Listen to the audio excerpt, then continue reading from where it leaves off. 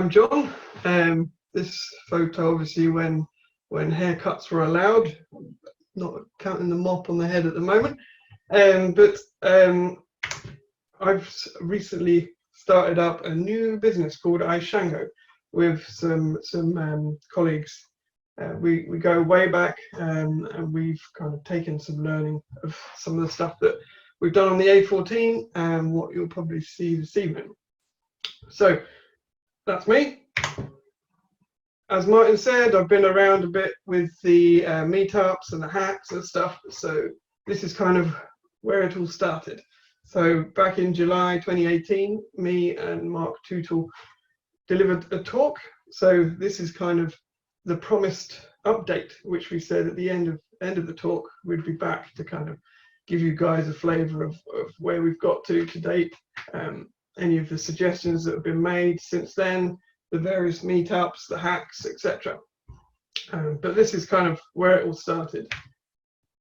The hacks, so we've been providing data for the hacks since I guess the first one, so 5 in total so far.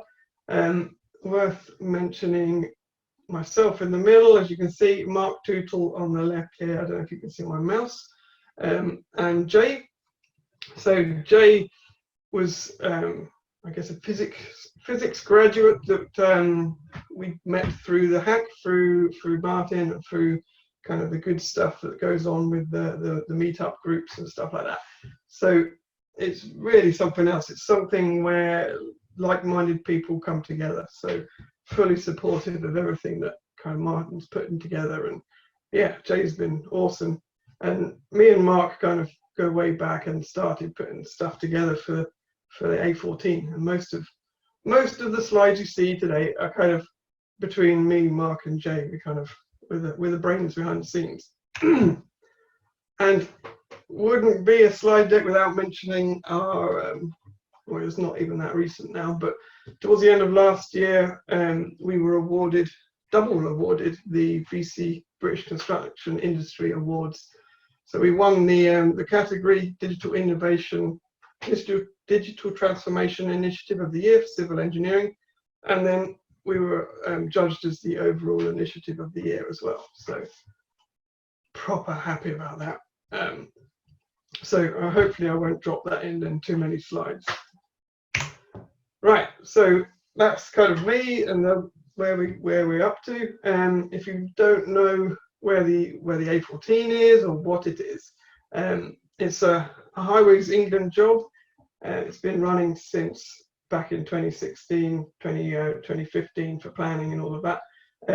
We recently, I don't know if you've been watching the news, but on the 5th of May this year, an announcement came out that we'd opened the road to 70 mile an hour ahead of plan. So good news story there. So the A14 itself, if you don't already know, it was a £1.4 billion project over 3.5 years.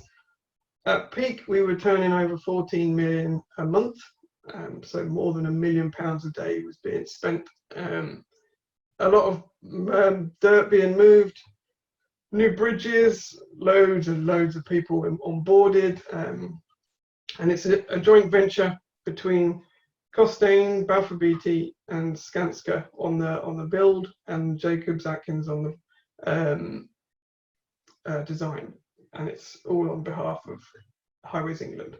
So that's the job. It's between Huntington up in the top left to Cambridge, and it's a major kind of trunk road and a new build across floodplains and stuff over here.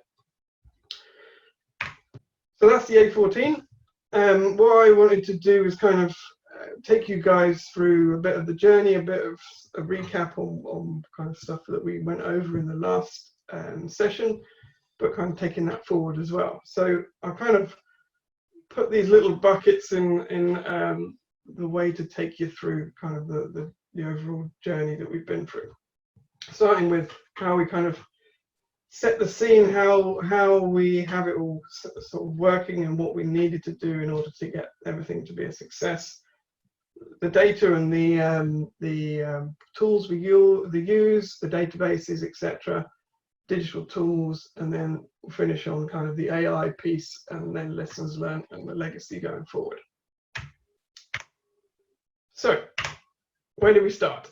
Back in early 2016, late 2015, it was baked into the business case for the entire project. So from the get-go, from design all the way from the start, it was always put into the vision for the job that we would use the single source of truth managed by fact using data, a little bit more of a smarter approach to IT and tech.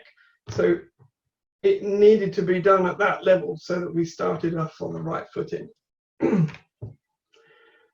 familiar slide to those that have seen this deck before, but what we did that was different from back in the day was we wanted everything to be cloud-based. We didn't want any servers or any kind of infrastructure on site. A bring your own corporate device was one of the earliest policies to be put in place. No need to buy any new laptops for everyone who's working on the job. On the job, they've already got kind of kit from their parent organizations.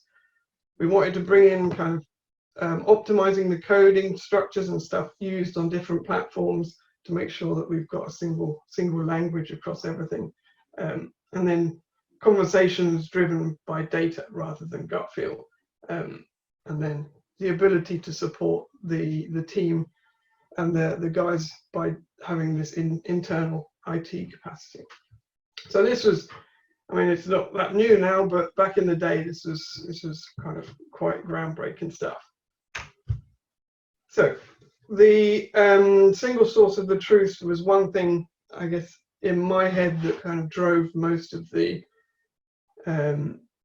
approach going forward. So we wanted to make sure that we had a single source, held centrally, not held by either a commercial team or a planning team or a finance team.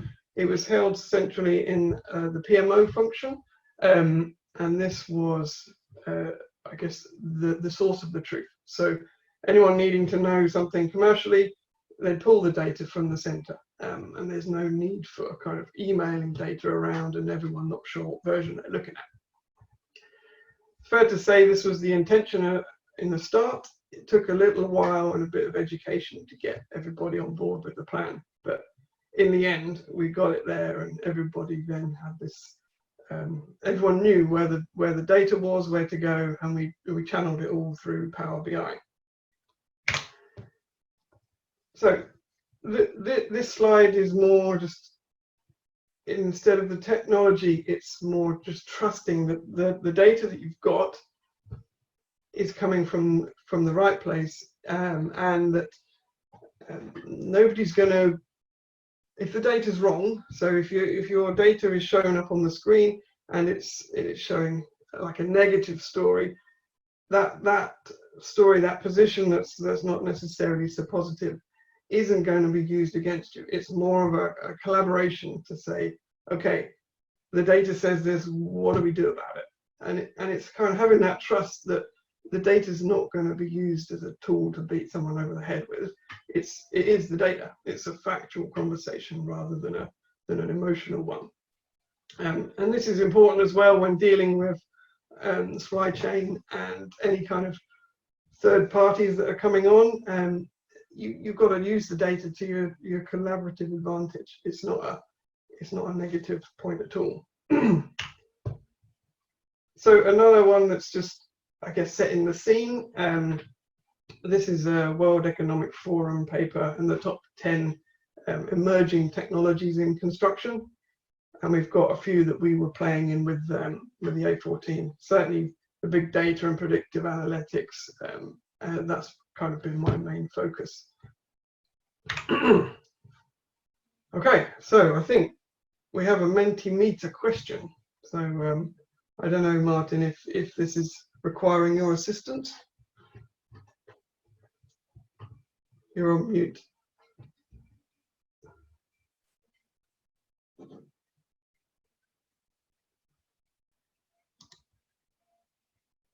Oh. Anyway, I guess. Right, there we go, John. There he is. Bear with me. Just bear with me. I was talking away and I didn't realise I was muted. So, right. Let me take back control, just like Boris did. Right, take back control. Right, there we go. So, our workplace reports well and exploits our data. So, there's one person who's doing it very well, a few people mid-table, and a few people who strongly disagree with it. We've got 35 people voted so far, so there was 41 before, 42 people. That's still only, probably 60% of the people out there, so please keep scoring. Excel, you've put that question in. What's your view on that question then? And John, why are you asking that question about Excel as an appropriate source? So this is actually later in my slides. So right, okay. Do you want to hold that screen for now, and then I'll carry on, and then we can come back and have a little look? Yeah, cool. Okay, I'll stop sharing and pass back over to you. Right, I assume I'm not showing. Hold on.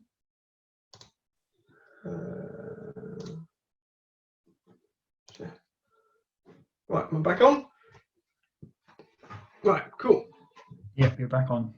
Cool. Okay, so that's kind of setting the scene. That's the background, I guess, on the overall approach, the overall way of thinking, the way that we went about in the start, and kind of how we've evolved. But that groundwork was necessary in order to kind of launch us into the next bits, which is how we integrated the data. So a favorite to many seasoned A14 back in the day. This was the rather jumbled view of what software, what the architecture was. It was a bit of a mission to unpick this. So this was a bit wild back in the day. But this is kind of what we started with, and this was our approach. So we took an idea of all the applications that we were using. So we definitely knew we had P6. Exactium was a tool for risk, access control through Mosaic, and various other different tools. But the idea was always to kind of take these tools and plug them into a single source, a database. We would take the imports monthly or daily or live if possible, and then we would just store the data in this central place. So the example with P6, with a monthly extract, we would take the data into a table, and then the next month we would append the months to the bottom, and then append and append and append. So as time progressed, we've just been building and building the data sets that we have in this single source. Some of the daily ones, that's if it's not needed to be kept, then sometimes they're overwritten. It depends on the type of data source. So the planning one was definitely one that we wanted to chunk over time. And then we plugged Power BI into this. So we made the decision to go with Power BI back in 2016. It was still pretty early days for Power BI in its development cycle. So at the time, we knew there was some niggles with the tool, but we could see that the development roadmap that it was on was pretty slick. So we decided to stick with it. And over the last 4 years, it's really expanded. And now it's hard to keep up with all the different bits they keep adding onto it. But we found it really worked for us. So the journey also started with the architecture. So back in 2016, we were starting to build out how we wanted to work with the data and how we were going to set up this single source of the truth. And what we did at the time was we set up a virtual machine with a SQL server sitting on it. And we plugged in using SSIS various data connectors. So things like Excel in SharePoint, P6 through the SOAP API, E1 is the finance platform, which back in 2016, some of this stuff was very new to a lot of these providers. So that then became a manual creation of this CSV which they then in the end scheduled to land in a secure FTP folder. So back in 2016, this was all quite new for a lot of these providers, so they were a little clunky in this sort of integration layer. As time progressed, we moved into the data lake space. So we had, I think we were running with this version for a good few years, and then via Microsoft, they put us in touch with a company called Altius, and with Altius they helped us put this more Microsoft aligned data lake approach to our data transformations. The way this works is all of those sources still exist on the left hand side. Then the data lands in cheap storage, so blob storage in Azure, if you know what that is. Then using something like data lake analytics or data factory or various other Azure jobs, you take the data from raw and you move it through different stages until you get a nice clean set of data that sits at the top end. And then you plug Power BI into that clean version of the data. And all of the kind of joins, all of the kind of date tidy ups, date and numbers and all that sort of thing, it all happens within this kind of transformation. Whereas previously we're doing a lot of that in Power BI. This also is really scalable. So IoT and kind of that sort of live data, hot path, cold path kind of stuff was enabled through this as well. We didn't really get to use a lot of that, but we certainly went to town on the data lake. So we've evolved a little bit actually since then as well. So what we do now is we use Data Factory or Logic Apps within Azure. We're trying our best to use API sources as much as possible, WebSockets, that sort of thing, to get the data across into Blob or Data Lake. And we're doing some similar stuff around the validation and cleaning of data using Data Factory or Logic Apps. But the different bit now is we are now connecting Power BI using data flows directly to Blob rather than having the database in the middle. It's still a trial and error. Still, we're finding that this is certainly a cheaper option. Having a highly scalable database sitting in the middle isn't really necessary unless you're running apps or you have sort of need for live streaming data. Whereas most of the data sets certainly now are moving into more of a overnight refresh, or at least even an hourly refresh, where this is sufficient to kind of handle that. And then that plugs into Power BI using the data sets.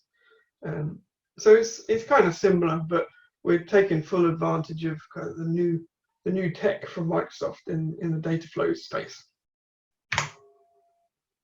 So an old favorite, this one. So when I was going through the slides that we were included, this one was actually back in 2018, part of the slide deck. And we've been rolling this one out for the last sort of 2 or 3 years. I like the slide. It sets the scene for kind of where we were at the time with upskilling our user base. So there were a lot of people unfamiliar with technology and data, and they were very heavy with the use of Excel, and there was a lot of education that we needed to do. But I thought I'd keep the slide in and then drop the next slide in as a kind of, okay, so the A14 users of 2020 have evolved from the dinosaurs, and we're now into this kind of Uber user space where a lot of people are switched on. They know where to go for data. They know what Power BI is. They know how to kind of browse and filter, and they're much better than back in 2 years ago when it was the dinosaurs. So this was another slide that was back in 2018. I was tempted to get rid of it, but we haven't got rid of Excel yet. What we have done though is we've leveled up a little bit on the use of Excel, but there comes with it the conditions. So number one, the file location must always remain the same when using Excel as a source for Power BI. And changing the sheet names, yeah, that can't happen either, because that's how Power BI goes and finds the data. Column names are the ones along the top. Obviously, they can't be changed either, because Power BI is using that to kind of name the fields. And then the cell validation bit, that's probably the big one. Drop downs where possible, number and date checks. As soon as you kind of drift into the, oh, you can type anything into that box, it doesn't get anywhere. So we are still using Excel, and it's probably going to be around for a long time yet. But I found that these 4 rules, you generally get most of the way there for Excel. Oh yeah, and that leads on to my question line. I assume it's not changed too much though.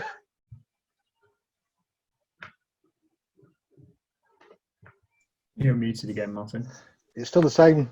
Yeah. So 4.2. There are 7 people who said, they almost strongly agree. 2 people strongly agree, and lots of people towards strongly disagree. They don't think it's the appropriate source of data. Cool. Yeah. Cool. So what's your thoughts on that then, John? Well, that about a bit. Yeah. Well, we have had a love-hate relationship with Excel. It's hard to see how. I mean, it's a tool that is so versatile, and you can spin up a tracker, or someone's got a tracker that they've used for many years, and it's the non-techies that love it so much because they feel like they're in control of it. So a bit of a love-hate relationship. Originally, we said, right, we're gonna get rid of Excel. We're gonna try our best to use platforms that are built for the task in hand. And most of the time we have managed that. So commercial being a key example, they were using spreadsheets, but then there was a platform in the market that was meeting the need. I think it is a Salesforce tool, and that was then a really good move, because they moved away from Excel. I think that the challenge is there's probably a bit of a gap in the market out there, because there's a lot of tools and a lot of stuff and process being done in construction where there doesn't really exist an appropriate tool out in the market yet. So Excel is the next best thing. I don't know, love-hate still. I think it's still okay if you put those rules in place, you change control of the document properly. But I'd like to see it drastically reduced in favour of more key apps to be sort of targeted to different tasks. In terms of those apps, is that something that you'd encourage people to develop, in terms of Power Apps and things like that, and Power Automate, or is that something you think you've got to go and buy from the market? Well, it's a mixed bag, really. Certainly, Power Apps is much more mature than it was when we started. We also used a tool called Flowformer, which is a SharePoint tool for business process automation.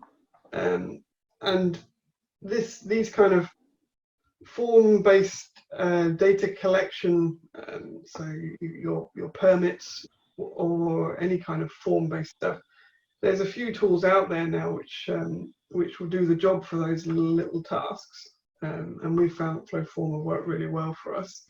But then there are other jobs. So the kind of management of commercial information, it needed a more robust, more kind of developed app. So it wasn't then passing the development over to the user base.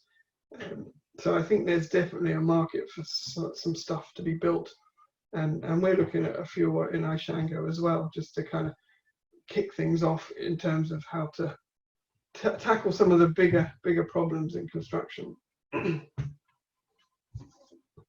Okay, I expect heckling later on Excel as part of the Q&A session.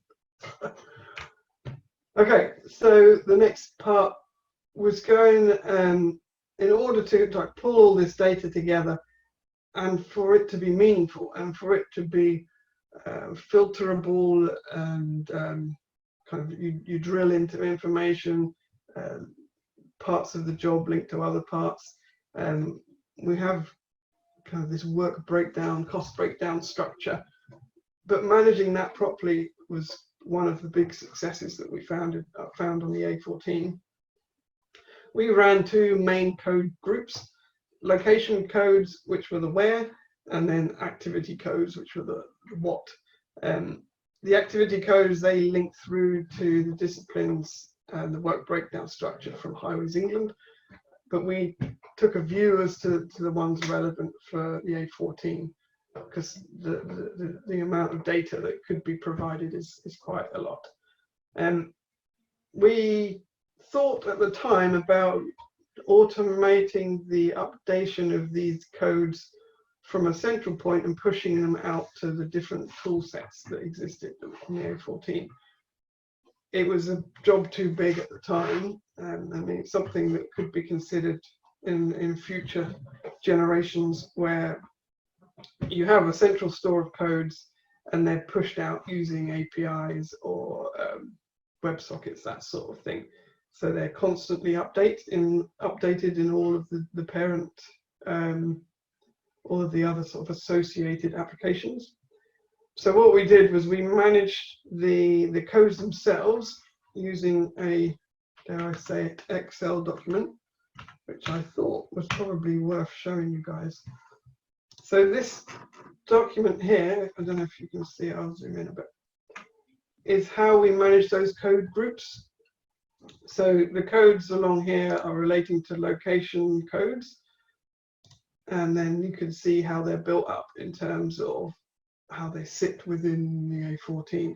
So there's different sections of work and the different packages. So this is a hierarchical link. So we've got things that aren't really location based. They needed to exist in order for all the sort of reports to come together. But then other things such as bridge codes, we've got all of those in here, gantries, and everything's coded up kind of using these codes, and they're done individually inside each of the apps and managed using this document, which is full change controlled in our management system. So these link to the location, and then the activity code set is here. And we have the codes down here, and then how they link to the Highways England work breakdown structure. So we can store this code inside any of the apps, and then in Power BI we can then say, well, just show me all project overheads, and we can do filters using the hierarchy here. The Holy Grail, I think for me, was this one in particular. So the two code sets, location codes and activity codes, kind of sit in this document, but the reporting hierarchy is something used pretty much only by Power BI as a way of getting from location code and then grouping them into these level 1, level 2 sections or groups, I don't know what you want to call them, but these bits here where it's more for a commercial, they could then have all the base costs different from the indirect costs. And then we could also have Highways England costs and contingency separate. But I'll show you an example in Power BI of how that fits together. But I thought it was worth showing you guys what we have. Okay. But yeah, so like I say, the codes themselves, they weren't automatically updated in these systems. It was up and down on its kind of success rate, but it was managed through change control through the central point, and then updated in all of the source systems. And then when you've got them like that and all those codes sort of operating in these different places, Power BI, it becomes so much easier to build the reports, because you can have the dimension tables having these, a dimension table for location codes, a dimension table for activity codes, and then another one for maybe date, and then Power BI almost sort of builds itself. Okay, another live demo. So I was going to show, let me just pull this up. So this is Power BI, and the kind of summary of where we got to with, I guess the pinnacle of the efforts on the A14 is kind of culminating in this one-page project on a page delivered through Power BI. And this is not live data, just so you know. So there's some randomized numbers. I've got data from 2019 for the progress information, because back then things were a bit more interesting. And we're certainly not 56% of the way through. We're up here now. But I thought it's probably worth showing you a little bit more of what was happening back in the day. So the imperatives from Highways England, safety, customer, and progress were the kind of main points for the dashboard. Environment was a key part of the driver for A14, and one of the kind of key things that they wanted to measure. Commercial, as usual, required pretty much most board level reporting, and quality more recently as the projects kind of progressed from back in 2016. So yeah, this was kind of one of the biggest successes in putting this one page together. It's a month-end position, so a lot of the data shown here isn't live. It's an assured position that's done at the end of the month, and then it gets screen grabbed for the board pack. And you can see the numbers here. There's references and comments as to what each tile is showing. But yeah, I think this is the culmination of many years of effort to pull the data together. And a lot of it's driven by data that's come from source systems. So if I take you into one, so if I load up commercial to start with. So big disappointment. I've blanked the data out here so you can't see all the juicy secrets. So what I mentioned earlier about the work breakdown structure and the location and activity codes, that's what drives this project summary for commercial.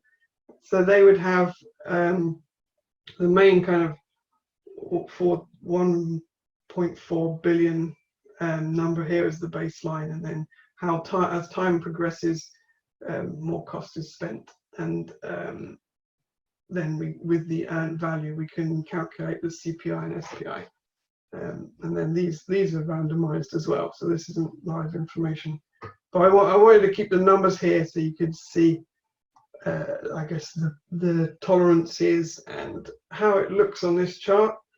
So when we built this originally, some of the CPI and SPI was calculated by the commercial team. So we put that from, it doesn't happen in the spreadsheet now, this happens in Power BI. And the great thing about doing it in Power BI is we can use the drill feature. So we can look at a section, let's take section 3, click on that, and then this is following the work breakdown structure coding. We can then follow down to the next level, and we've got calculated CPI and SPI at this level, and then we can keep going. So we can say, oh, I'm interested in bridge 13, take me into that, and then we've got the Highways England work breakdown structure. So at every step, these CPI and SPI are calculated by Power BI, so it just happens instantly. And then I think we can go one more as well, and then we can go into the different sub parts of the work breakdown structure, which is driven by the codes that are entered into the commercial system and then aligned with that kind of change controlled spreadsheet.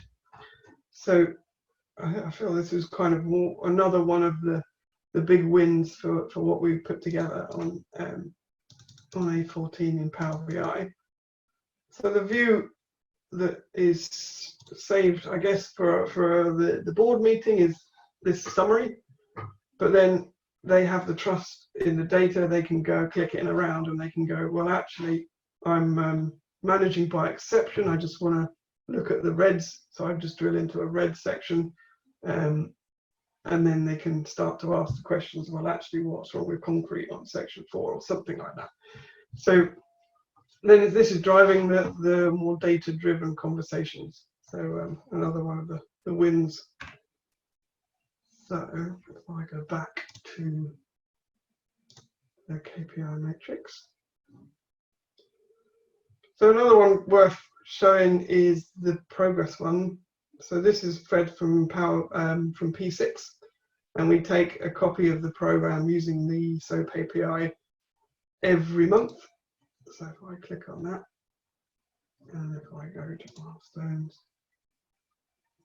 So this is a simulated version. So cast your minds back to April 2019, and this is when A14 was really kind of at peak, probably in the kind of £1 million plus a day spending territory.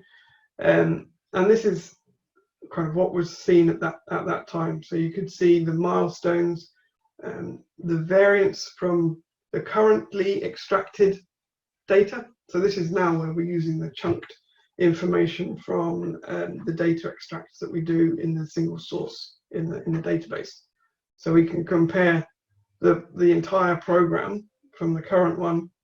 We can look back 1 month, we can even look back 2 months, and then we can hold the baseline. So the baseline from back in 2018, and then the current more recent drifting over time, if you want to have a look. So this milestone table, I guess, gives a high level RAG. You can see which activities or which milestones were slipping according to the baseline, how they've changed over time, that sort of thing. Let's jump ahead to bullets. Good old S-curve. So I don't know if you guys are familiar, but an early and late curve gives you a little bit of an envelope. So that's what's being shown here.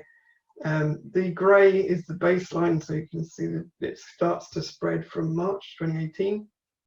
The green line is the actual, so this is back in March 19. And then we go back, so excuse the mouse, we go back a month and we can see that in this particular case, the green line is hugging more the earlies. So this is quite a good chart to look at. Another view of this, and we found was actually quite popular, is this bullet style. So as I have that line there on the chart, this is what the bullet is showing. So you can see the black is the envelope early and late from the baseline program. The blue is the banding from the previous months, early and late, and then the green is the actual. So you can see we're just tucked a little bit behind the late, but we're well in from the last month's program. And then you can start to explore the data and see if there's any kind of driving factors using the WBS code and structure. And you can do a bit of drill on this, I think, as well. So we go, okay, are we behind on fencing? What's it show us? Let me drill in. And it gives you that drill feature. It works a lot better on the bullets than it would on the S curve. But then you don't get the time on the bullets. So I guess it's user preference, but in this view, it kind of works nicely where you've got a bit of both. And it also sits a little bit neater on the kind of overall matrix. So you've got the bullets sat here. In the interest of time, that was kind of all I was going to show you on Power BI. But we put together a heck of a lot, and that's probably another session just to go through everything that we've done. A lot of these are database linked. So P6 for progress, customer is linked to a database on BC. Some of it is still driven a little bit by Excel trackers. Quality are still kind of dragging their heels a bit on the use of databases. So that's still a lot of spreadsheets in that space. But on the whole, the update, and I guess the business case for using Power BI is that to pull this together is close to click of a button. There's a few little checks here and there, and the processing done in the background. But in terms of collating the report together, once each of the individual data owners have said, okay, this is fine, then it's just a screen grab and then away it goes into the board pack. So it saves a significant amount of time, probably a couple of people over the course of the project, just collating information. So we've made significant savings there. So we'll return to my slides. Okay, so the next part of the story. So we're pulling all this data together. We've got Power BI, we've got a database, and then we've got a few apps plugged into those databases. What we found is there was some things missing that we really wanted. So we've went on a bit of a journey to build some new apps, some more successful than others. There's probably another session on the individual apps that we put together, and there's probably a good 20 or probably about 20 of them that's actually kind of been used during the course of the project. The main highlights for me, though, are probably these three. So the observation app and the Andon app, we commissioned and kind of spec'd it up within the A14 and commissioned a team out in India to build. And then the IMS sits on SharePoint, so this is kind of an extension of SharePoint. We found that with the IMS itself, we didn't need some jazzy, whizzy system. We needed to use SharePoint to do what SharePoint does best, which is manage documents through version control. We just needed a bit of control around it, that was all. So we put a bit of time together just to tidy up the look of SharePoint so it looked nice and official for the management system. We put all the metadata into SharePoint into the folder so that the documents could be tagged correctly. And this is kind of the single point now of where to go for the kind of policy statements, the forms, all of that kind of overarching project controls and project management, health and safety, commercial, finance, all of that kind of management process goes into here. But we found that SharePoint worked adequately well, if not fine. It's just, it doesn't need to be too whizzy. It's not really a technology-driven platform. It's a more of a user. You need to be engaged with it. You need to sign up for using it properly. You need to update your documents. And if you get distracted on a whizzy system, then perhaps it's not doing the right job. But this worked for us really well. Okay, so the observation app was dead simple in terms of the app itself, how it works.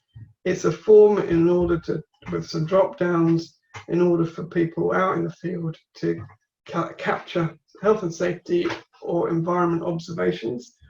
I think we extended it towards the end towards quality as well.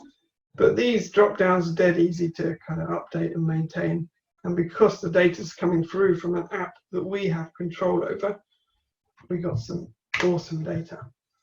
So the data available when you've got an app that you've built yourself for a project is pretty limitless.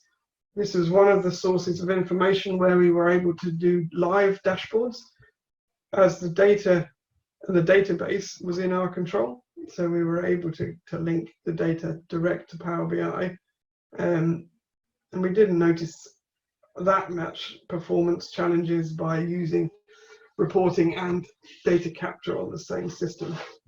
In a more enterprise environment, probably wouldn't do that, but it certainly worked for a single project. So yeah, the data available when you've got access to an observation app that you built yourself is pretty limitless, and we've created a number of dashboards over the sort of time of the A14 and this one is quite an old screenshot, so it's certainly a lot more than that now. Just a quick note again about the kind of success of the app itself. So back in mid 2017 is when we deployed the app. At that point, we were running with little cards, little A5 cards. You scribble on the card, and you got an admin person who's got to then key handwritten text, which may have got a muddy boot print or a coffee stain on it, whatever, or it's been on someone's dashboard in their car for 2 weeks, and you're not sure kind of the date when it was actually logged, if it says this Friday or whatever. So moving from paper to digital has kind of enabled the sheer volume of observations to be captured to kind of skyrocket over the years until we didn't quite get to 5,000 in a month, but over 4,500, which in sheer processing time, you wouldn't be able to manage that with a paper-based system. So dead pleased about the use of the app and the uptake. It's obviously been tailing off because the project's winding down and the number of people have reduced, so there's a lot less than there was. And then the story gets even more interesting when you start to look at sentiment. So as part of the AI project, which I'll come on to later, sentiment was evaluated according to the data that's hand entered into the observations. So a comment on what they're observing.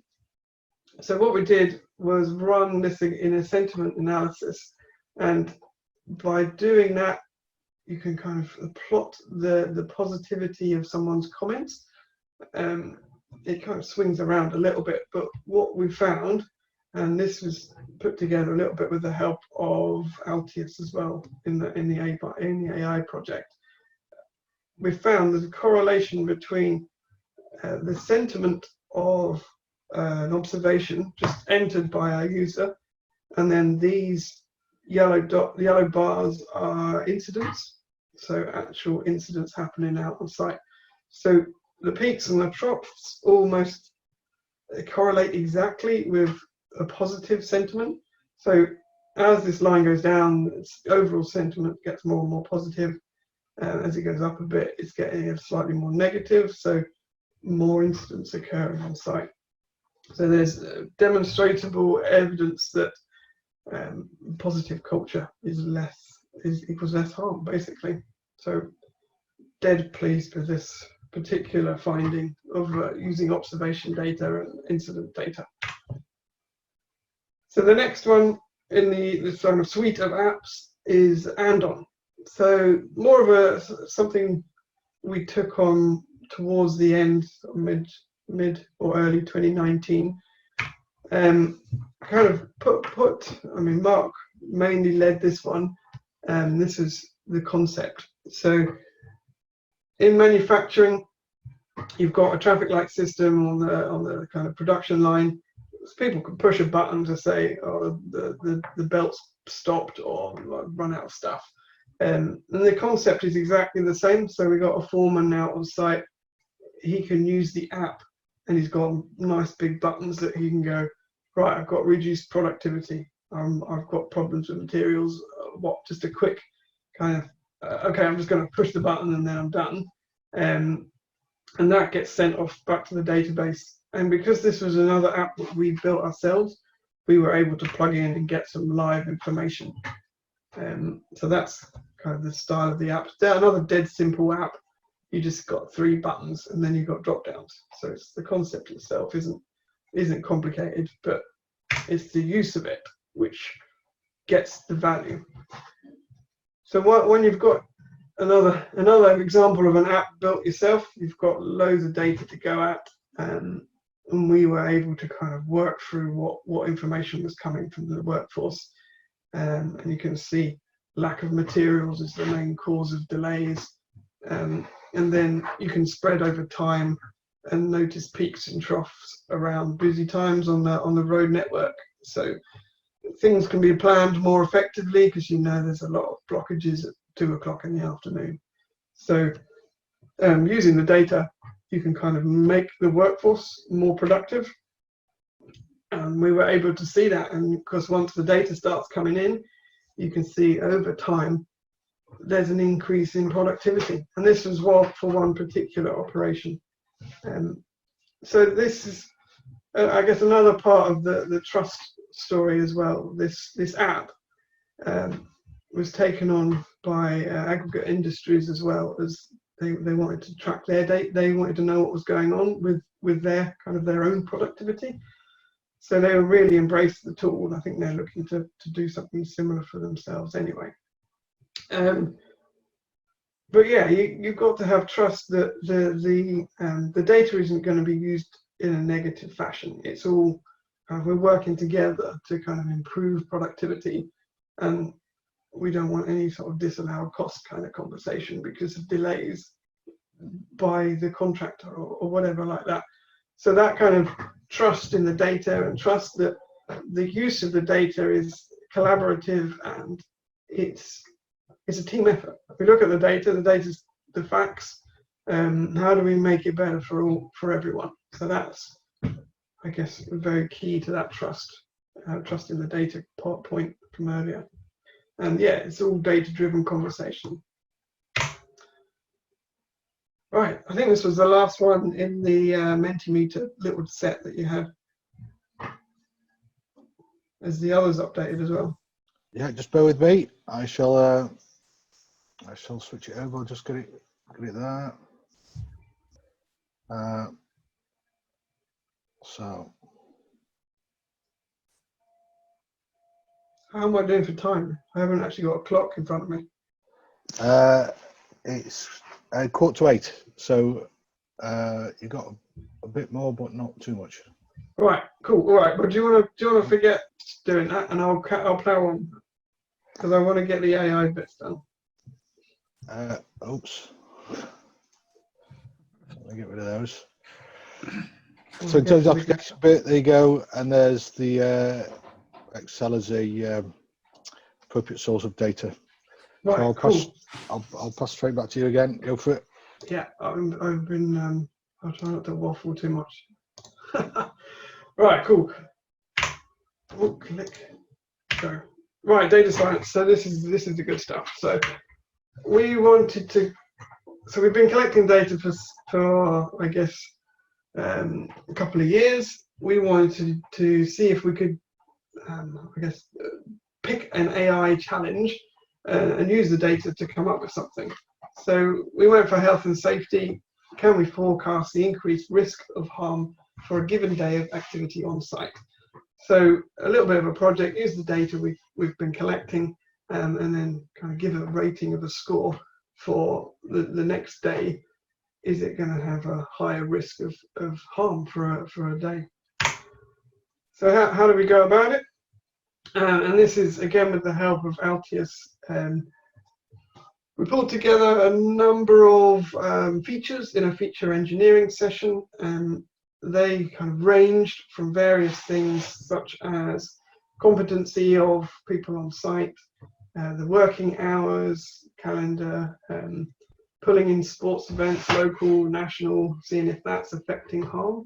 And then in order to classify dates that have happened in the past as higher risk, to give the model something to be trained on, we fed it incident data and observations, so some of the hazardous observations. In order to use all of that data from the past to build the model, we had to feed all of that information from incidents and observations and then weight accordingly. So a major incident's obviously more important than a non-fatal observation. So this weighting and the tweaking it took to get these numbers right was quite an exercise. But this was the optimum back when we run the test. Oh, I've got another question. Shall we come back to that, Martin? Yes. Yeah. Okay, I'll cool. come back to it.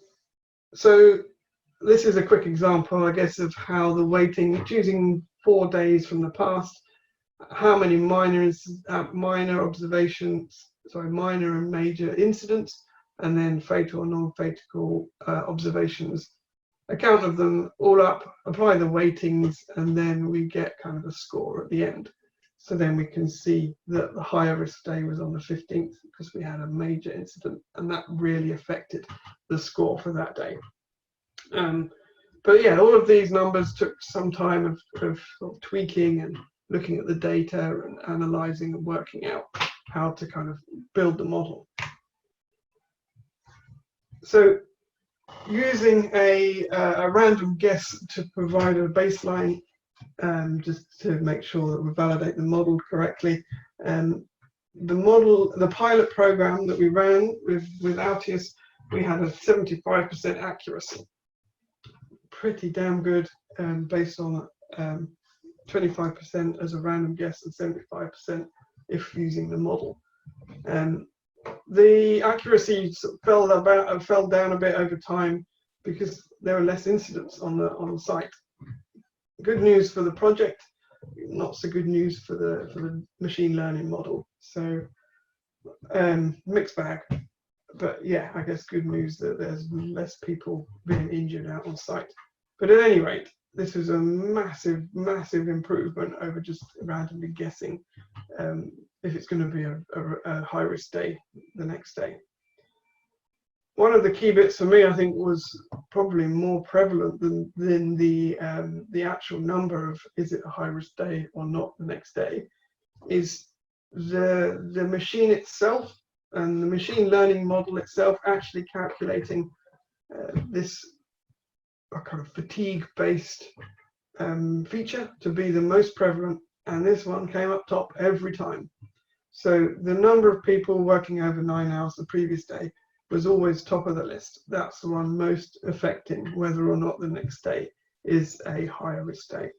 So that was, I guess, my key takeaway. There's some weather related ones here, but it's just mainly fatigue. And then we were able to put together a little dashboard that says today is an increased risk of harm, and then it gives a little bit of a version of data used in the calculation, a bit of a so what. Well, okay, it's a high risk day, but why? And then it could be temperature based, it could be loads of people were working late the day before, or it's been a wet couple of days, so that's got a higher risk. And these are all driven by the machine, so it's not human intervened. There's a whole separate debate on whether or not what you do with that information once you've got it, which probably have to save for another time. So lessons learned, just to kind of move towards the end.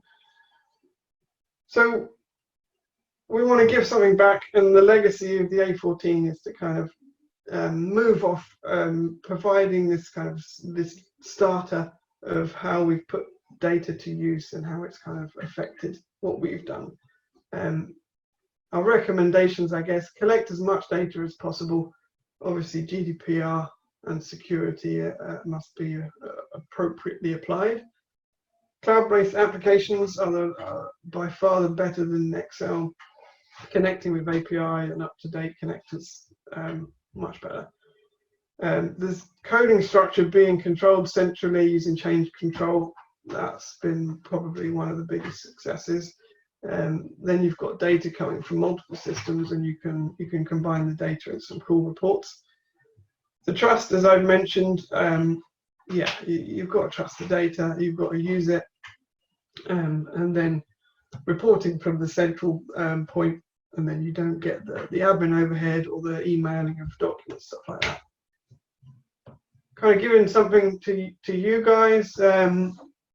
So when looking or when recruiting or when putting a project together, you kind of got to drive this from the top. If your leaders are not on board with the digital approach, then it kind of flows through the project. You need that kind of top down, even if top down is just an understanding and yeah, we need to do it, and then they can be educated accordingly. But it's the attitude that makes the difference. As I've said, common coding. yeah, managing your own data is something that we've done with great success. But then I guess there are codes. So we've got the codes from Highways England, what we've aligned to, and as parent companies become more and more mature in this space, then they have their codes as well. So if possible, if the project's big enough, managing your own data gets greater benefit, but probably only the bigger projects.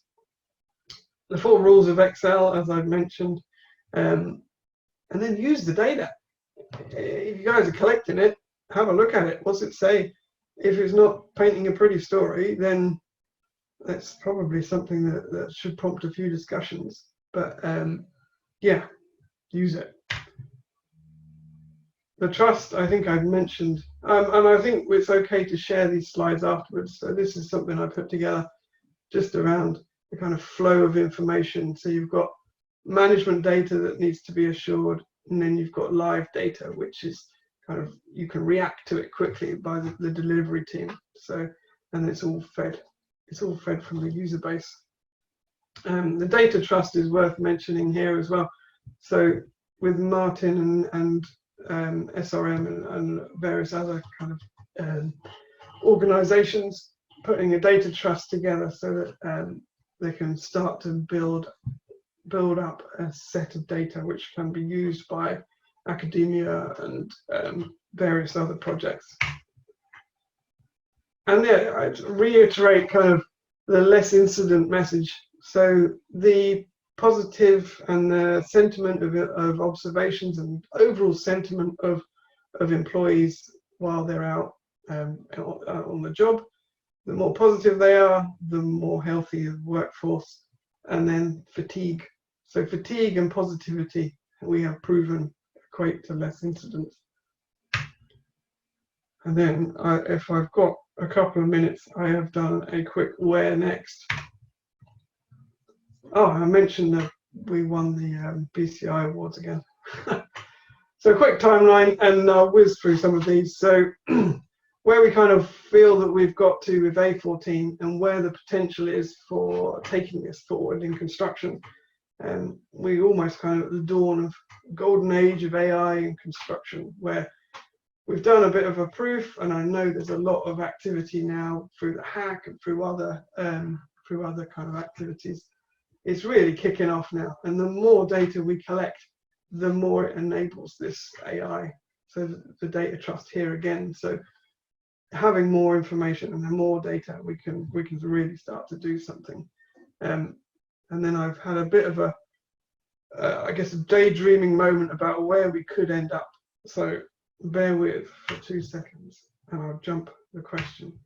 So this is a simulation, and I know there's been some work done in this space already, but the idea is we're using all this data, and say in 10 years' time, you can click on a map of the UK where the whole of the road network has been analysed for hotspots. You can then click on a particular space. It can go and run simulations against what's going on, what roads there are, how I could get from here to here and avoid congestion here. And I actually missed this meeting on the 9th of July, but credit to Jamie Johnson and Bryden Wood, because I think they've made significant advances in this space. And then jumping forward now, you can then say, well, generate me a PDF copy of the routes. So I can go to consultation, select me a style, click on the style, starts to build out, and this is what Jamie's been doing, I know. But then we take it a little bit further than that, the design. We can say, okay, we want this built by, I've got sliding scales for risk, cost, etc. Go away and build my program. So then it just builds it using previous data. And then we get ourselves into a point where everything, I guess, from a project management point of view, from a task allocation point of view, from materials, from plant and labor provision, TM, because you've got the design, you've got tasks lists that can be generated. You could have a supervisor connect to the machine that tells him what he's got to do in the morning. So all of this stuff's possible with kind of the data available. So how do we get there? Collect and analyze the data. Upskilling, we obviously got to train as many people as we can in this digital space, and the development of AI and tech to kind of support that. I wanted to just name drop a few. So iShango ourselves, we're certainly working in this space, if not more.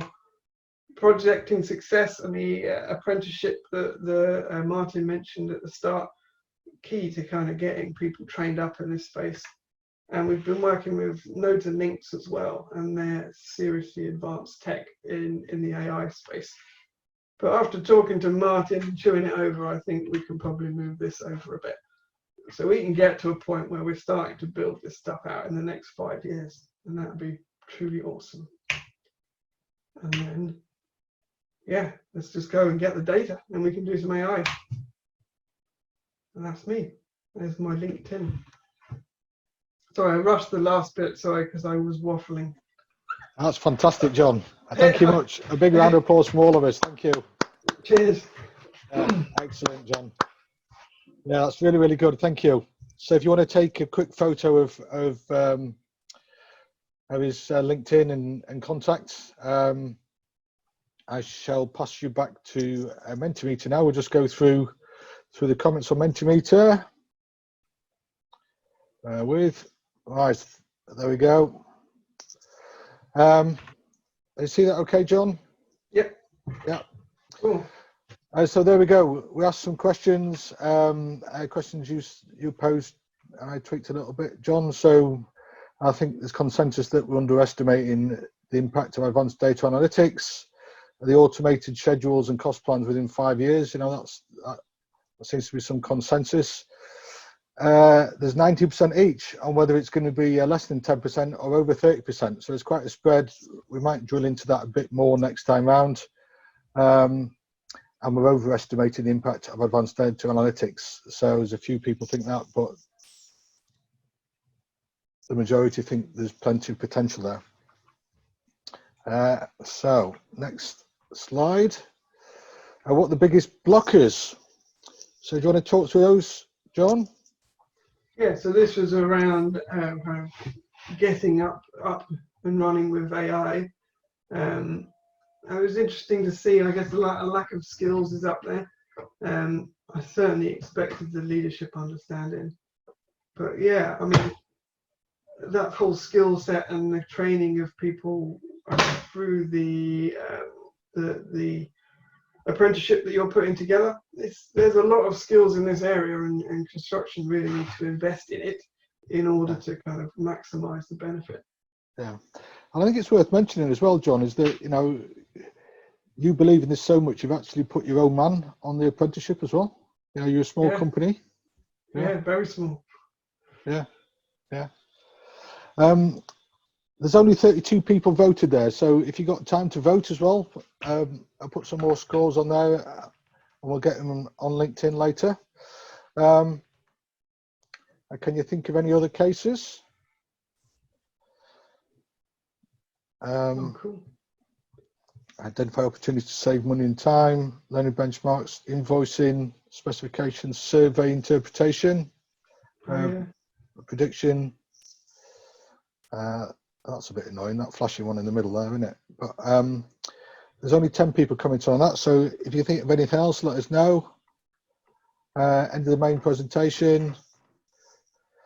So will this change your role? So a third of people think gulp. You know, 40% of people are definitely going to look into it, 15% wait and see, and 10% I think slightly going to change your role. Any feedback? Great presentation. Awesome, Jon. Awesome. Yeah, well done. Very informative. Brilliant. Yeah. So thank you, Jon. Really great presentation. What would you like to see? Scheduling project plans. So maybe we can drill into that sometime, can we, Jon, in August, September?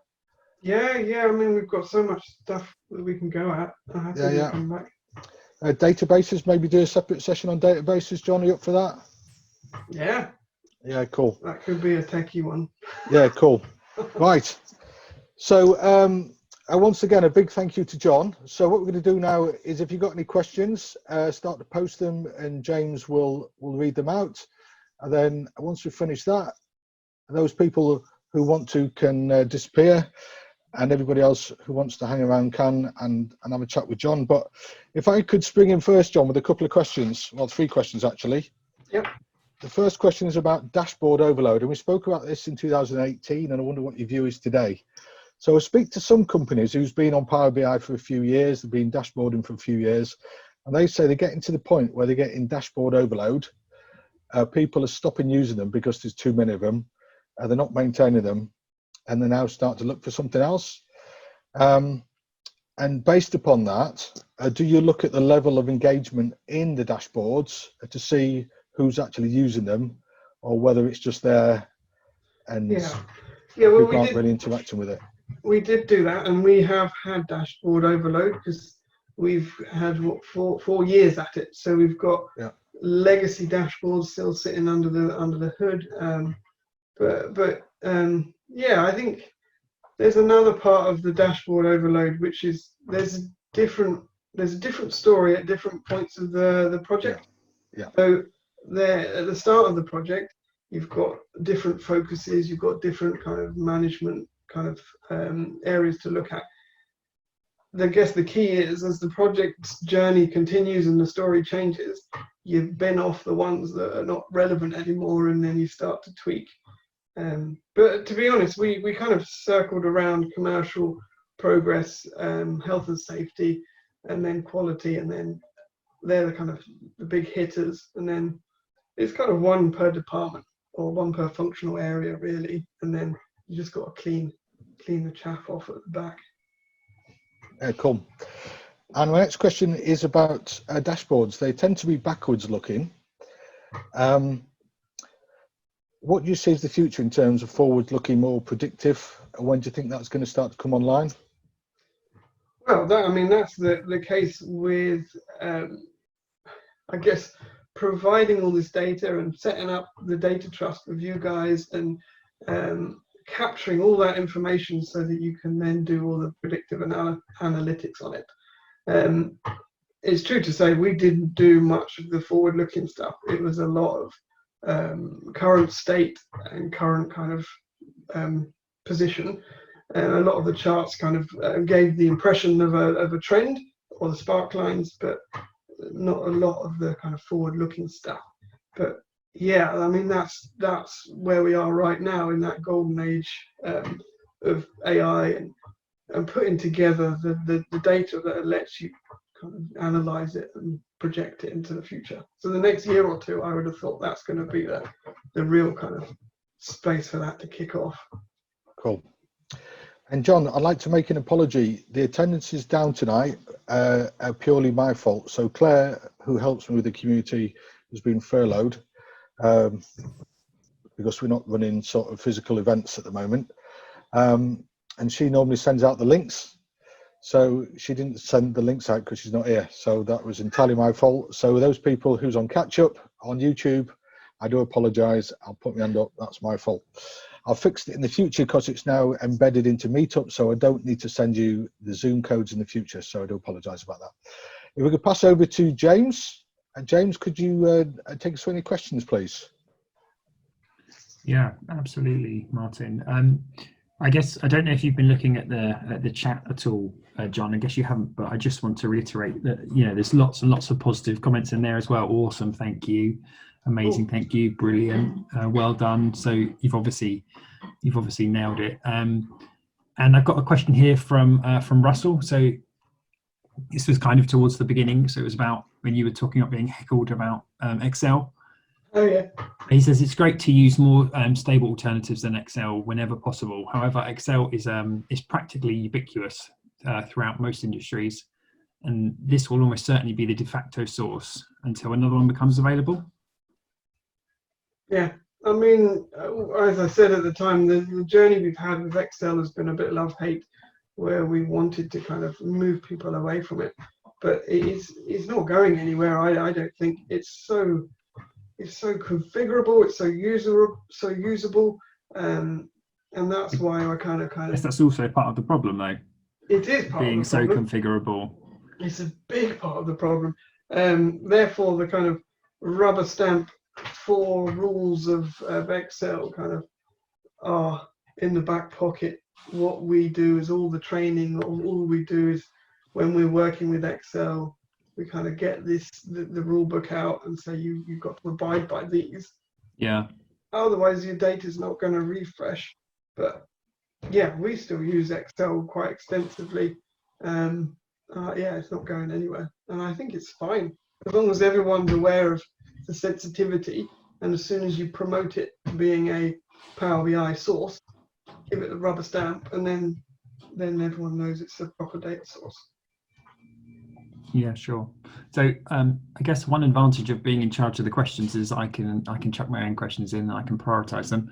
So something that occurred to me was when you were talking about your AI section of your presentation, you mentioned that sort of fatigue, this idea of working more than 9 hours on the previous day was a good indicator of an incident the next day. But did you flip that around, and did you do any analysis into the converse?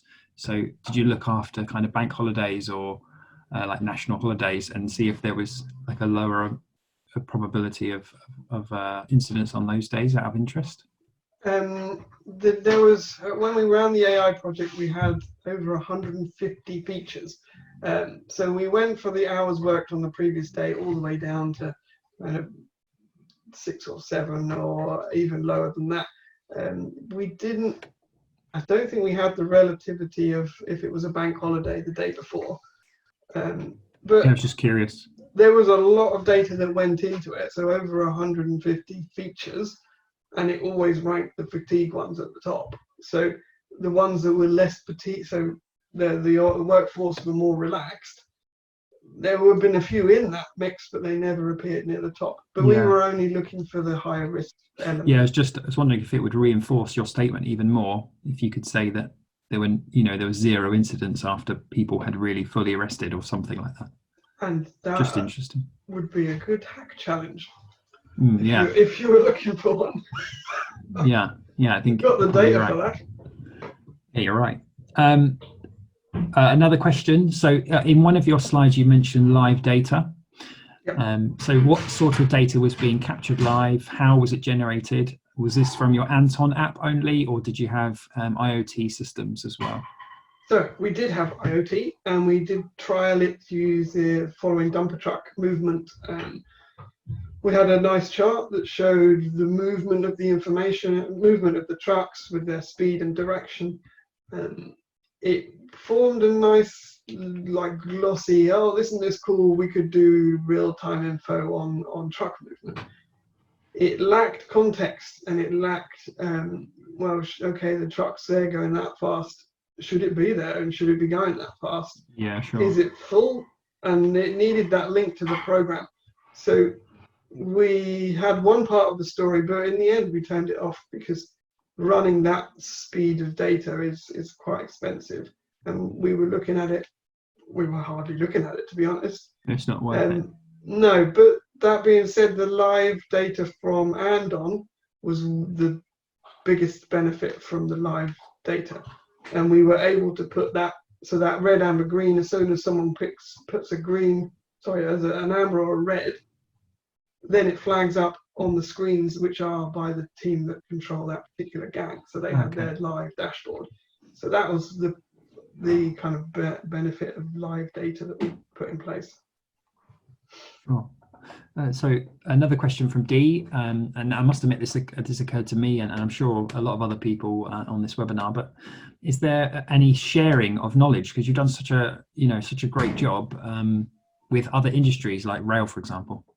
Yeah. So we have, and towards, I guess, the back end of 2019, well, probably mid 2019 through to now, we've been host to many construction organizations, not just highway specific, and they've come to see what we've been doing. So water sector, rail sector, the whole lot really. They've all come to have a look at what we've been doing, and I probably do the dinosaur slide for every single one of them.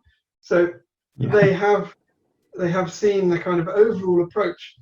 I'd like to take it further than that and say, well, do you know what? We've got more to offer with kind of like the data trust stuff and kind of passing on experience and how to use Power BI, and the more kind of moving it from the glossy, here's a case study or here's a presentation, but actually here's some training material or here's some data that you can go at, is kind of where I'd like to take it next.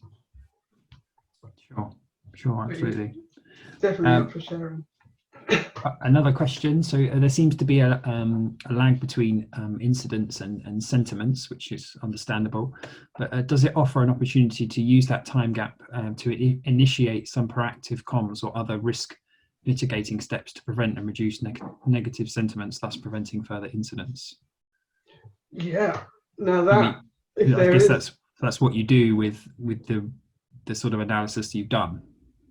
Yeah, I mean, a lot of what we did was to influence the AI and work through that kind of modeling of the higher risk days. But yeah, we found that there was a lot of use cases for that kind of sentiment of the workforce. So yeah, the early warning of actually the workforce is getting pretty grumpy is pretty good as an indicator to management to say, okay, on the management dashboard, doesn't have to be for board meetings, it can be just in the office, that says, yesterday your team was a bit actually downbeat, let's get a little vlog out, or let's get something to kind of rally the troops. Yeah. I mean, we don't really have the evidence of any of that going on, but there was a lot of positive messages from management on A14. So any kind of awards being won, or somebody kind of came up with a good idea, or there was a lot of community feel in the project, and there was a lot of promotion. So hats off to the management at A14. It really kind of set the tone for the job. Sure. So Ricardo says, I take it Anton can be included in a collaborative tools group. In the past sort of 8 to 10 years, there's been some, not too many decent solutions coming into the market. So why develop a new tool from scratch? I guess we wanted to architect our own solution. So we wanted to do the whole end-to-end, and we wanted it to work in a particular way. I mean, at the time we were searching for other tools. Power Apps would have been a tool that we could have used, and certainly Flowformer as well. But at the time they were not quite as mature in the organization, and we just wanted something that was so seamless to users that may not be used to tech. They may not have the time to get to learn something they don't really want to faff about. You've got to win them over within a microsecond. So it's got to be, I'm pushing this button, and then I'm choosing that, and I'm hitting go, and it's done. So yeah, I mean, and we also had access to this offshore team, so it made sense to utilize them as well. Bit of a mixed bag. Sure. Yeah, absolutely. Again, I'm going to take advantage of being in charge here and ask another question for myself. But you mentioned that there were some, I'm going to say, buy-in issues with this idea of the single source of the truth. Can you elaborate a bit on that, and maybe try and say that without using the word Excel? Back in 2016, there was, I guess, back then there wasn't so much of an understanding in the wider community about technology, and cloud was quite new then as well. So there was general skepticism from more of the older generation of construction manager. So they were resistant from an overall, I guess they didn't understand the tech, and they weren't as familiar with it because they hadn't grown up with it. So there's kind of a bit of a hurdle with that. Sure. The generation that kind of brought with them their tools that they've always used, and it's not broken, why should I fix it attitude, was also another factor, which it took some time to kind of coach and train, and you know what, we're not going anywhere, this is happening. And also we've got some cool stuff. And did you know that your team said this on here, and it's showing Yeah. this on the management report? But it needed that kind of top down. So Mark and David, the leaders on the A14, they kind of said, well, we're using this data. So they would hold people to account for the data. And then that would drive the kind of, well, all right, well, I ought to get to grips with it then. Like you said, it was baked in from the start. And it was baked in. So that management layer, I probably wouldn't still be on A14 telling you this story, because it needed them to kind of believe in the story, I guess. And yeah, it's because of them that we've got this now. Yeah, sure. Okay, thanks, Mark. Thanks, John. Sorry. One more question. So, how was the risk management profession in the business engaged when developing or rolling out the tools and the models? Oh, complicated question. So with risk itself, it's kind of managed through Highways England, so it was less of a joint venture function anyway. But I suppose that means, so it's the question about deploying a tool that could be of high risk, I guess. So I guess we were quite fortunate in the fact that we were able to build our own tools. So we didn't seek much engagement from risk to analyze. I don't know. I think we'll probably have to ponder on that one a bit more. But yeah, we didn't have that much engagement from the risk team on like choice of apps or anything like that. But I guess we mitigated some. So we used Microsoft Azure. So we knew that came with full security wrap and up-to-date Active Directory credentials. So hosting it on a platform like that was never going to be a high risk, as long as we put together the right kind of password policies and stuff like that. So I've answered a few bits on that, but I'm not sure if I've landed the answer. No, that's fine. About sorry, I'm reading it now. It's about QRSA on program. Dee, would you like to come off mute, Dee, and have a chat with John? Just come off mute and just talk it through with him, and you can explain a bit better. Hi, can you hear me? Yeah. Yeah, go for it, Dee. All right, so there's a bit of a delay, about a 2-second delay. Yeah, you are live. So basically, as you can probably guess, I work within the risk management profession. Yeah. I get heavily involved in risk workshops, so quantitative schedule risk analysis workshops and cost risk analysis workshops to try and improve the confidence and delivery of projects and programs. And so a lot of the stuff that you've mentioned here is quite relevant and very interesting and useful, but I was just wondering what the level of maturity was within the business and whether they fed into the process to develop your tool, and if there's a feedback loop. They didn't, I guess, is the answer.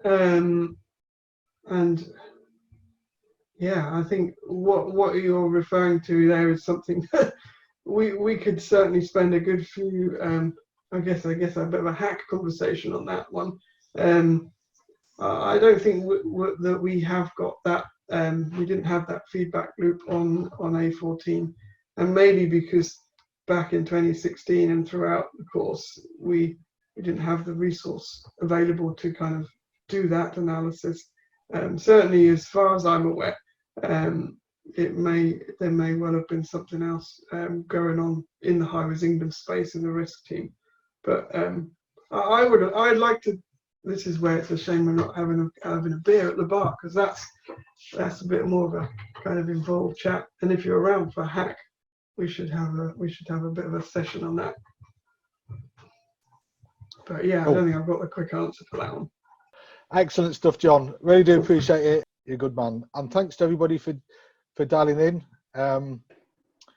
And we'll see you in 2 weeks' time, hopefully.